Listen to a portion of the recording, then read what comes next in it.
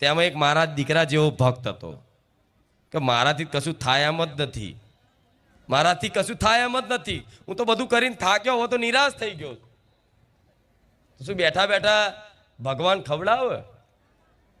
તો એ મહાત્માએ કીધું કે હા, એવો વિશ્વાસ હોય તો ભગવાન સામેથી ના ખાવું હોય ને તો પરાણે ખવડાવો. તો કે એવું? તો કે હા. તો કે તમારે અનુભવ કરવો છે? તો કે હા, હું તો અનુભવ કરીશ.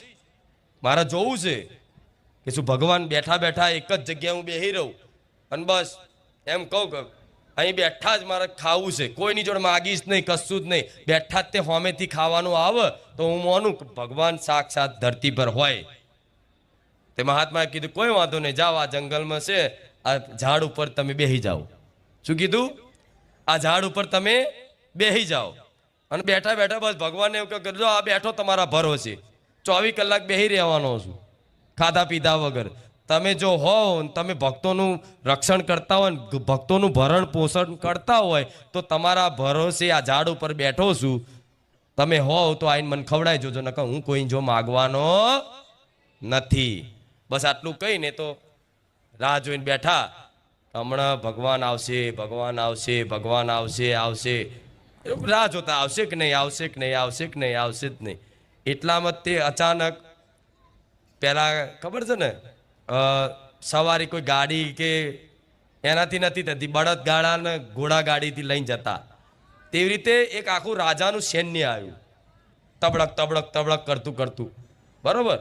અને રાજા થોડો ઘાયલ હતો, થોડું વાગેલું તલવારના ને એના ઘા, એને સેનાપતિઓને તે થોડું ઘાવ વાગેલા, બધા થાકી ગયેલા, જાણે કોઈ યુદ્ધ કરીને આવ્યા હોય, યુદ્ધ કરી અને વિશ્રામ કરવા માટે આવ્યા હોય એ રીતે આખી સેના આવી અને જોયું કે હારું આ જગ્યા સારી સુરક્ષિત લાગે છે, કે લાવો આજે આપણે અહીં વિશ્રામ કરીએ.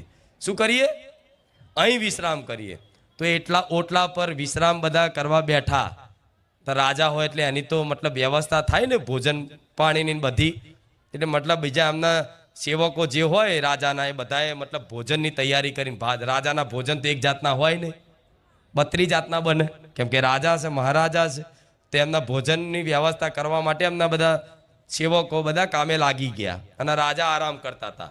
અને એટલામાં તે બીજી જેની જોડે યુદ્ધ કરતા હતા એની સેના આવી, તબડક તબડક ઘોડાના અવાજ આવે એટલે ખબર પડી જાય સેનાપતિને કે રાજા ઉઠો જલ્દી, પેલાની મોટી સેના આપણને પરાસ્ત કરવા માટે આટલે સુધી આવી ગઈ છે, દોડો ભાગો, નહીં તો આજે આપણું મૃત્યુ થઈ જશે.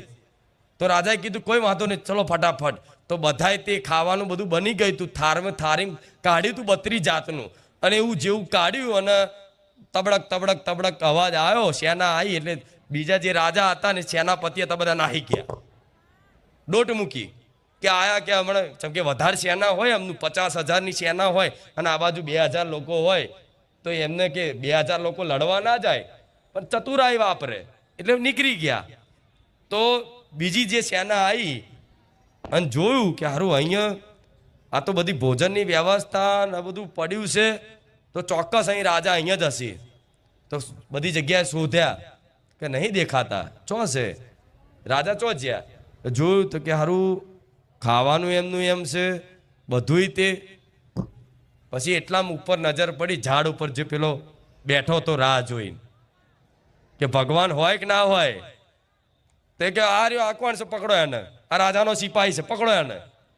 પેલા કે ભાઈ હું રાજાનો સિપાહી નહીં, હું તો ઝાડ ઉપર એમને એમ બેઠો છું. તો કે આ ખાવાનું કોણે મેલ્યું? ભાઈ આ ખાવાનું કોણે મેલ્યું?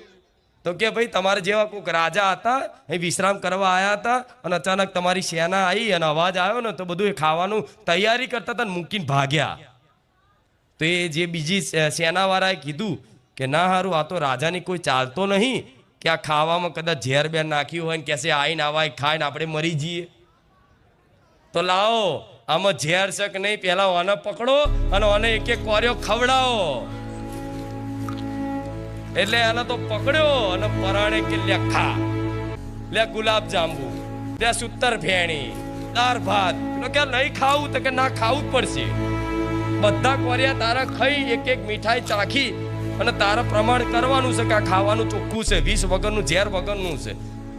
કેમ કે એમને ભૂખ લાગી હતી, લાવો ને અમને બેઠા ખાવા મળી ગયું છે. તો તો પેલા તો કીધું કે હવે પેટ ભરાઈ ગયું. તો કે ના ખાવ. તો છેલ્લે એને બૂમ પાડે કે ભગવાન હું ધરાઈ ગયો, હવે નહીં ખાવું મારે.